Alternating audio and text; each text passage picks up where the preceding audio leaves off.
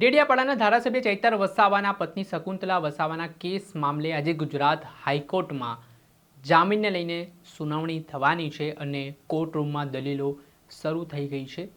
ગઈકાલે જે રીતે શકુંતલા વસાવાના વકીલ દ્વારા આજની તારીખ માંગવામાં આવી હતી ને આપણે એડવોકેટ વિશાલ દવે સાથે સંવાદ પણ કર્યો હતો, ત્યારે શું આજે ચુકાદો આવી શકે છે? ગુજરાત હાઈકોર્ટ પર આખો દારોમદાર છે।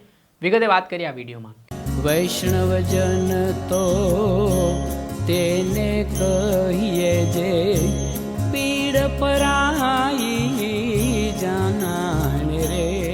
દર્શક મિત્રો, નવજીવન ન્યૂઝમાં આપનું સ્વાગત છે। હું છું ફૈઝાન। આજથી થોડાક દિવસ પહેલાં ધારાસભ્ય ચૈતર વસાવા તેમના પત્ની સહિત 9 જેટલા લોકોને નર્મદા સેશન કોર્ટે વનકર્મીને મારવાના કેસમાં દોષિત ઠેરવ્યા હતા। 7 વર્ષની સજા સંભળાવી હતી। તેના ઘેરા પ્રત્યાઘાત આદિવાસી વિસ્તારોમાં પડ્યા છે। આદિવાસી સમાજ દ્વારા થોડા દિવસ પહેલાં સંમેલન પણ યોજવામાં આવ્યું હતું, જેમાં ધારાસભ્ય અને તેમના પત્નીને જે સજા કરવામાં આવી છે તેને લઈને વિરોધ પણ કરવામાં આવ્યો હતો। આને લઈને ઘેરા પ્રત્યાઘાત પડ્યા છે। હાલ આ સમગ્ર મામલો શકુંતલા વસાવાના જામીન મામલે હાઈકોર્ટમાં ચાલી રહ્યો છે। આજે હાઈકોર્ટમાં શકુંતલા વસાવાના કેસમાં હવે દલીલો શરૂ થઈ છે જામીન મુદ્દે, ને બપોર સુધીમાં નિર્ણય આવશે। ગુજરાત હાઈકોર્ટ નક્કી કરશે કે શકુંતલા વસાવાને જામીન આપવા છે કે નહીં। ને આ સમગ્ર કેસ મામલાની જો વાત કરીએ તો પહેલાં ખેડૂતો અને શકુંતલા વસાવાના જામીન મુદ્દે હાલ ચર્ચાઓ છે તે હાઈકોર્ટમાં ચાલી રહી છે, અને ત્યારબાદ ધારાસભ્ય ચૈતર વસાવાના કેસમાં જામીન મુદ્દે સુનાવણીઓ થવાની છે।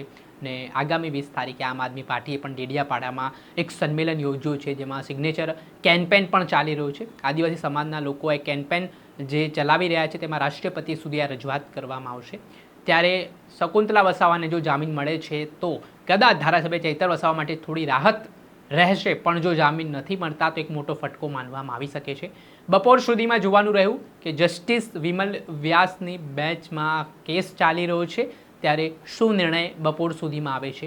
આ કેસથી જોડાયેલા પડના અપડેટો આપના સુધી પહોંચાડતા રહીશું, એટલે તમારી નવજીવન ન્યૂઝ જોતા રહો, લાઈક કરો અને વધુમાં વધુ શેર કરો।